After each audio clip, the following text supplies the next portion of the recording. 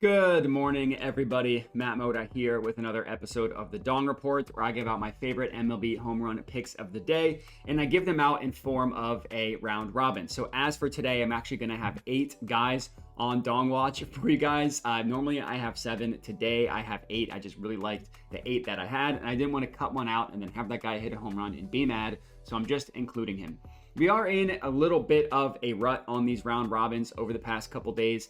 I did not get any to mash yesterday, and I did not get any to mash on Friday. So we are in a little bit of a rut recently, not a great stretch. Of course, we had been on fire with these round robins, so it does make sense to have a little bit of just a slow period after that. But yesterday was pretty brutal. Didn't get any to hit a home run. Honestly, nobody I even considered hit a home run yesterday. It was just a bad day overall. Luckily, because I do play these pretty light in the form of a round robin, we were only down 1.05 units yesterday, which is not terrible. Obviously, we'd love to have a day where we are much better, but we'll take being down 1.05 units because we know that the ceiling can be there. On the entire season, I just recently started doing these round robins, and those have been on fire. So we're up over 11 units specifically on the round robins. They've been incredible.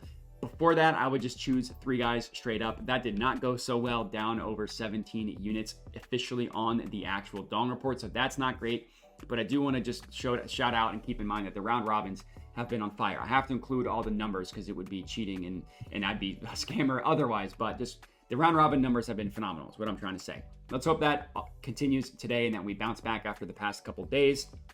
Remind you to subscribe to my YouTube channel if you are not already. Check out, like and comment on this video. And then I do have a dub club where I send all my plays out for $5 a month. So if you're not interested in watching the YouTube videos or you don't always have time, then you can check out the dub club. $5 a month gets it sent directly to your phone. If you're interested, check that out. If not, no sweat. And let's get into it today. So I'm going to have 8 for you guys. I'm going to try to go through them as quickly as possible, but I do admittedly fall in love with the research, so I can be a little bit longer on some of them, but I'll try to make this a shorter video. Number 1, Braves-Brewers game. I have Marcell Ozuna to hit a home run. So he's the only guy on yesterday's Dong Report that I also have today. Not a lot of the guys that I had yesterday have great matchups today, so I didn't want to just pick a bunch of one-day late a-holes and have 2 bad days in a row because of that. He's the one guy that if he hits a home run today, all is forgiven from yesterday. And Ozuna, and there are guys like him who are the best home run hitters in the MLB who more often than not have good matchups. And they're the types of people that I want to ride when they have these good matchups. And that's exactly what we have today. Colin Ray is pitching for the Brewers. And one thing that I have been looking at a lot for these home run picks is how is the batter performing recently? You want to back batters that are on a hot streak. What is the pitch mix that the pitcher throws, and how does that line up with the types of pitches that the batter hits well? And then also, what is the movement like on those pitches? So you can look at all of this on FanGraphs, is the website that I use. Stuff Plus is where you can look at how good a pitcher is with his specific throws, what his movement is like. 100 is average, above 100 is above average, below 100 is below average. And then you can look at like ISO rate versus specific pitches. So what we have today with Ozuna and Colin Ray is a batter that crushes the pitches that the pitcher throws. Now, someone as good as Ozuna, who has as much pop as Ozuna, he's going to have good numbers across the board. Or I should say, he's mostly going to have good numbers against a lot of the pitches, but that's not the case with every single pitch. And for Colin Ray, he throws a sinker 31% of the time, a cutter 22% of the time, a slider about 17% of the time, and a four-seam fastball about 16.5% of the time. That's about 90% of Colin Ray's pitch arsenal. According to Stuff Plus on FanGraphs, only his slider is a pitch that he throws that is above average. And then look at Ozuna and his ISO rate against all these pitches. It's 25% and above against all 4 of them, which is an excellent ISO rate according to FanGraphs. The lowest one, his lowest ISO rate, is that 25.2% against four-seam fastballs, and that's the pitch that he throws the 4th least frequent, right? He throws all the other 3 more than the four-seam fastball, so it's really, really good for Marcell Ozuna. Hopefully he comes through. Next up, I have 2 guys in the Yankees versus Phillies game. Both of them are going to be on the Yankees in Juan Soto and Jazz Chisholm. Now that might sound scary because they're going up against Zach Wheeler, who's an ace and a very, very good pitcher, but and those of you who are in the know in the MLB know this, but Zach Wheeler is not nearly as good against left-handed hitters. The splits are pretty significant from righties versus lefties. 8 of his 11 home runs allowed have come against left-handed hitters. And the stats across the board: average goes from 153 against righties up to 219 against lefties. Slugging, 217 against righties, 388 against lefties. WOBA, 195 against righties, 304 against lefties. And then xFIP goes from 2.61 to 4.21. It's across the board. His fly ball rate and his hard hit rate both jump up 12%, going from right-handed hitters to left-handed hitters. And then for Soto, it's a really, really good pitch mix for Juan Soto. Wheeler throws a fastball over 41% of the time. Soto has an ISO rate of 46.8% against four-seam fastballs. He just crushes, annihilates four-seam fastballs. And then Wheeler throws a sinker 18% of the time, to which Soto has an ISO rate of 38.2% against sinkers. The only pitch that Wheeler throws is a slider that Soto doesn't hit that well. But 2 of his top 3 pitches, Soto crushes. And then as for Jazz Chisholm, these two just went up against each other in 2 separate starts this year. And he has a double and a triple this year against Zach Wheeler. And last year he hit him for a home run. So Chisholm sees Zach Wheeler really well, which makes sense because he's a lefty with some pop. So hopefully that stays the case today. He stays hot against Zach Wheeler. Next up, Royals versus White Sox. I have Bobby Witt Jr. to hit a home run. Now, Witt Jr. is probably going to be one of the more popular home run plays you see today. So if that scares you off when you see a bunch of people on him, I don't blame you. I mean, I understand. I don't blame you. But it's a really good reason. It's a good reason why everybody's going to be on Bobby Witt Jr. He's facing Chris Flexen of the White Sox, and he's just smoked Chris Flexen in his career. Now, it's 8 at-bats, so you can say it's a small sample size, but 8 at-bats specifically for one batter and pitcher is a decent amount. In those 8 at-bats, Witt has 5 hits. He's 5 of 8 against Chris Flexen, and one of those was a home run. That home run came earlier this month in July when these two saw each other, and it makes sense because Flexen throws a fastball over 41% of the time. Witt Jr. crushes fastballs, ISO rate of 34% against four-seam fastballs, which is the best ISO rate that he has when you account for a larger sample size. Like, there is one pitch that he's barely seen that he hit 1 home run against that technically has a higher ISO rate, but that's a tiny sample size. He sees a ton of fastballs. He annihilates fastballs. It's a great matchup for him, so he's going to be popular. It's going to be popular for good reason. Next up, I'm heading to the Pirates versus Astros game, and I'm taking O'Neal Cruz to hit a home run. So O'Neal Cruz, looking at batters since the All-Star break has returned and on, so from July 19th till now, Cruz quietly has the best barrel rate in the entire MLB. He's got a barrel rate of 28% with an ISO rate of 42.9% and an average exit velocity of 95.7. Now, those numbers are incredible. With small sample sizes, guys that have a hot streak, the small sample size is going to be crazy. The most important thing is that barrel rate, and I'll get into why. But he's annihilating the baseball. He's hit 3 home runs over the past 10 days. Now, he has hit a home run in back-to-back days. So it can be scary to take batters who have hit home runs in back-to-back games, thinking, what are the chances that he hits one 3 days in a row? I personally don't look into that a ton. I just try to look at the pitching matchup and are they on a hot streak over the last week, 10 days, 14 days, stuff like that. And looking at the pitching matchup, Jake Bloss is pitching for the Astros. You might not have heard of him. He's only made 3 starts this year in his MLB debut. He's a rookie. He's only pitched 11.2 innings. In those 11.2 innings, he's been terrible at keeping the ball in the yard. He's allowed 5 home runs in not even 12 innings. That's terrible. The biggest issue is he's allowing batters to barrel the ball up and put the ball in the air. Barrel rate of 14.6%, launch angle of 19.3 degrees. Those two put together is a bad combination. He's also a right-handed pitcher, and Cruz hits righties significantly harder. And Cruz also crushes fastballs, which Bloss throws 45% of the time. Bloss's ability to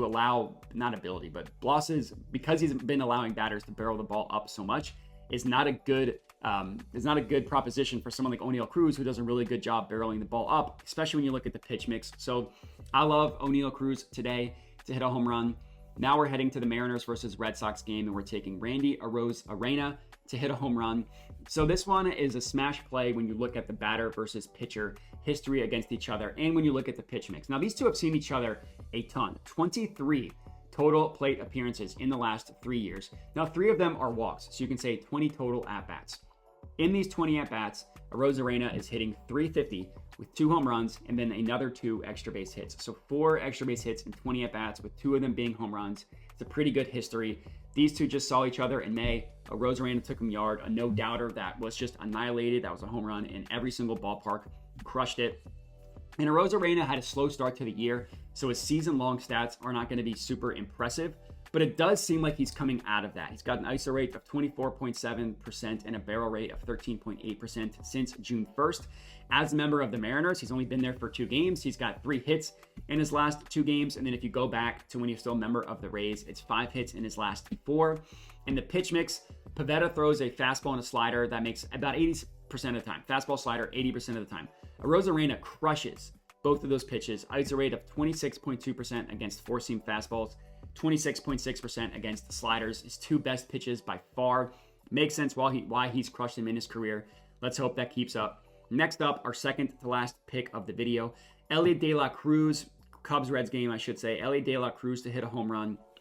Now, Ellie, he's been my white whale this season. He's not having a terrible year. He's having a pretty good year.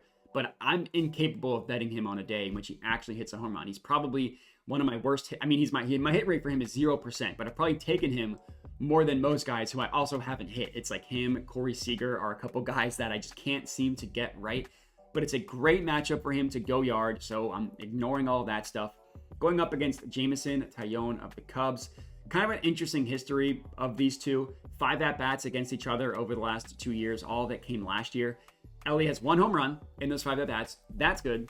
The other 4 were all strikeouts. So he's got 4 strikeouts and 1 home run in 5 at-bats, which tells me he swings for the fences every single time he goes up against Jameson Taillon. I'll take my chances with that tonight. It's because it's being played at Reds Stadium. It's a great weather/stadium game for hitters at Red Stadium. It's a hitter's ballpark. Ellie is much better against right-handed pitching. ISO rate is 26.1% specifically against righties. And he also, as I'm sure you can guess, crushes the 2 pitches that Taillon throws. The most common: fastballs, four-seam fastballs, and cutters. De La Cruz has an ISO rate 24.6% against four-seamers and 28.2% against cutters. Very confident he takes him yard tonight. And then lastly, 8th and final pick of the video, Royce Lewis to hit a home run in the Twins versus Mets game. I always save, I go in order of shortest odds to longest odds. So as always, we save the juiciest, spiciest play towards the end. And it's kind of crazy that we're getting this price at Royce Lewis. It's kind of like, you know, the what happens with Royce Lewis is he goes on a hot streak, he gets hurt, so everybody forgets about him. And then when he comes back, the odds are always longer than what they should be. And Royce Lewis, if you remember about a month ago, just an absolute darling of ours. Came through for us a bunch. I probably have one of my best ROIs with Royce Lewis. He was red hot, and then he got hurt for the second time of the year. For those of you that forgot about that, I'll do a quick refresher. So he returned from a 2-month injury on June 4th. So opening day, he hit a home run, then he got hurt. Missed 2 months. On June 4th, he returned, hit a home run in his first game back. But from June 4th to June 21st, he hit 9 home runs. That is like 2 weeks in which he hit 9 home runs, which is crazy. Then from June 22nd until like the end of June, he was in a little bit of a slump, and then he got hurt, because that's what happens with Royce Lewis. He's only played 2 games since he came back. His first game wasn't so great. His second game, he hit a home run, had 3 hard hits in that game. Then he got the scratch yesterday, just was rested. He ended up pinch hitting, but was just walked, so nothing really happened there. So his first game back was rusty. Second game back was great. That's what we're looking for. Now tonight he's facing a lefty, and he's been much better against lefties this year. And he's going up. The lefty's going up against Jose Quintana, and Jose Quintana is what we in my Discord like to call a dong ball type of pitcher. I can't take credit for that. Someone in my Discord came up with that. I loved it. Thought it was hilarious. Now I say it. But against left-handed pitchers this year, Lewis is batting .429 with a .821 slugging and a 1.321 OPS, which are incredible numbers, like Aaron Judge level numbers. And then Quintana has a home run per 9 of 1.51, which is bad. Allows a hard hit rate 42.3%, which is bad, and an average exit velocity of 89.3 miles per hour, which is bad.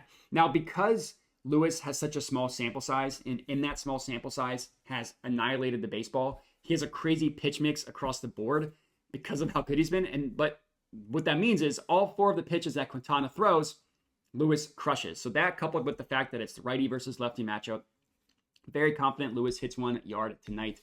Let's hope it happens. And that's all we got. 8 guys So we need 3. We're going to need 3 or 2 of the juicier guys to hit a home run, and we will at least be profitable. I'm aiming for more. I want 4 or more guys to hit a home run tonight. If that happens, we will be very, very in the green. So let's root for Ozuna, Juan Soto, Jazz, Chisholm, Bobby Witt Jr., O'Neal Cruz, Randy Rosarena, Ellie De La Cruz, and Royce Lewis. 4+, 5+, 6+. Let's get all 8 to hit a home run. But that's all we got. I appreciate everybody for watching. I know these videos are longer when I have more guys, so I do appreciate that. Remember to subscribe to my YouTube channel if you are not already. Like the video, comment, and then check out the Dub Club if you're interested. Again, I appreciate you for watching, and have a good one.